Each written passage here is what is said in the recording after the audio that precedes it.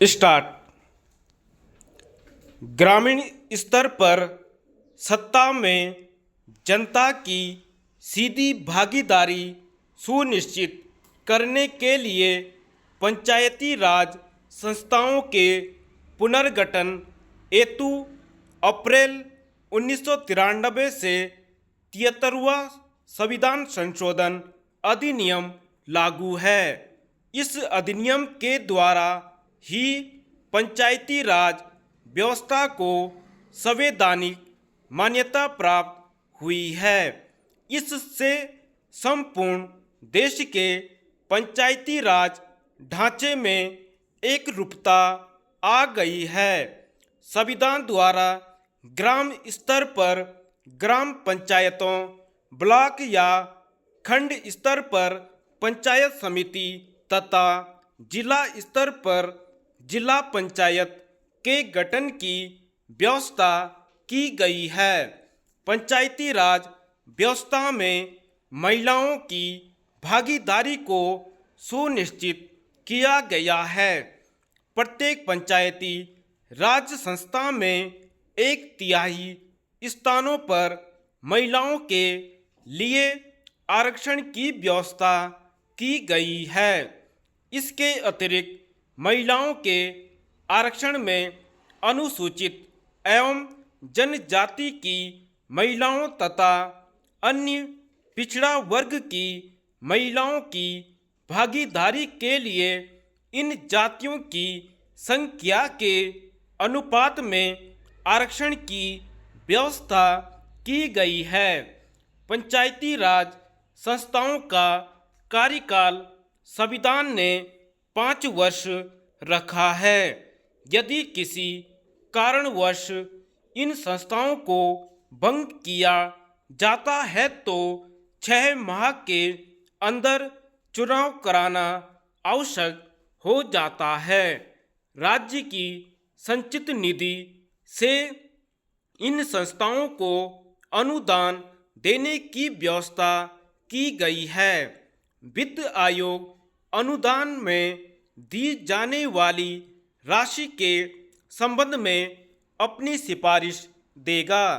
संविधान में राज्यों के लिए एक राज्य चुनाव आयोग के गठन का प्रावधान किया गया है, जो पंचायती राज संस्थाओं के चुनाव संपन्न कराएगा।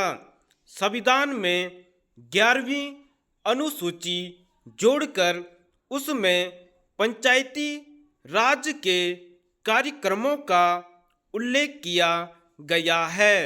सिंचाई, पीने का पानी, पशुपालन, स्वास्थ्य की देखरेख, शिक्षा, बिजली तथा रसोई के लिए ईंधन की व्यवस्था करना पंचायत के मुख्य कार्यों के रूप में समाहित किए गए हैं।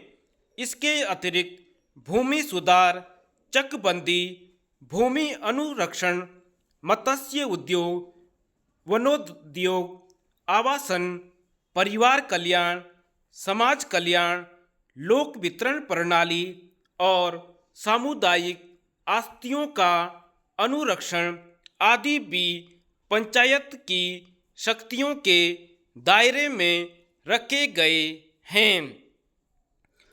भारत में स्वस्थ लोकतांत्रिक परंपराओं को स्थापित करने के लिए पंचायत व्यवस्था ठोस आधार प्रदान करती है। इसके माध्यम से शासन सत्ता जनता के हाथ में चली जाती है। यह व्यवस्था ग्रामवासियों में लोकतांत्रिक संगठनों के प्रति रुचि उत्पन्न करती है। ये संस्थाएं भारत का भावी नेतृत्व तैयार करती हैं, विधायकों तथा मंत्रियों को प्राथमिक अनुभव एवं प्रशिक्षण प्रदान करती है, जिससे वे ग्रामीण भारत की समस्याओं से अवगत होते हैं। इस प्रकार गांवों में उचित नेतृत्व का निर्माण करने एवं विकास कार्यों में जनता की रुचि बढ़ाने में पंचायतों का प्रभावी योगदान रहता है। पंचायती राज संस्थाएं केंद्रीय एवं राज्य सरकारों को स्थानीय समस्याओं के भार से हल्का करती है। उनके माध्यम से ही शासकीय शक्तियों एवं कार्यों का विकेंद्रीकरण किया जा सकता है। पंचायतें लोकतंत्र की प्रयोगशालाएं हैं। ये नागरिक को अपने राजनीतिक अधिकारों के प्रयोग की शिक्षा देती हैं, साथ ही उनमें नागरिक गुणों का विकास करने में मदद करती हैं। हमारी जनता इन संस्थाओं के माध्यम से शासन के बहुत करीब पहुंच जाती है। जनता और शासन में परस्पर एक दूसरे की कठिनाइयाँ समझने की भावनाएं उत्पन्न होती हैं। इससे दोनों में परस्पर सहयोग बढ़ता है, जो ग्रामीण उत्थान के लिए परम आवश्यक है।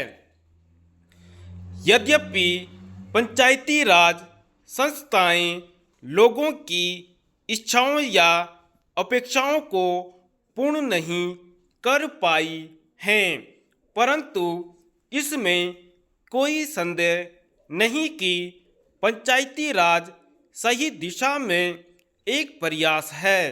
समाज के निम्न वर्ग के बहुत से लोग अब ग्रामीण समुदाय के सामाजिक आर्थिक जीवन में सक्रिय भाग लेने लगे हैं।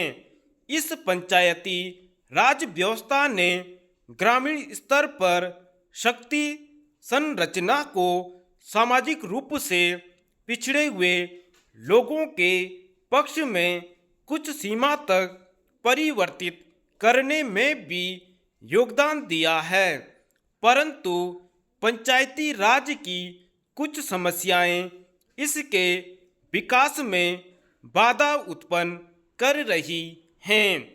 इसके लिए आवश्यक है कि ग्रामीण क्षेत्रों में विकास कार्यक्रमों के क्रियान्वयन के लिए सभी वर्गों की सहभागिता एवं पारदर्शिता होनी चाहिए।